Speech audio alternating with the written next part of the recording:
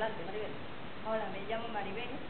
La receta que te voy a demostrar me la regaló una compañera, mejor una amiga, que a su vez se la había dado su hermana.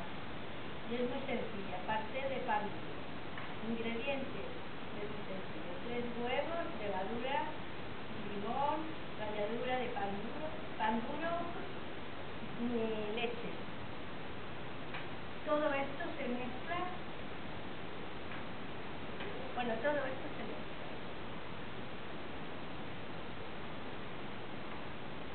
Se tritura bien, y si quieres poniendo trocitos de manzana por encima y ya está. ¿De qué se lo dedicas? A mi amiga, que es la que me da la receta, a Dolores, a Lolita, con mucho cariño.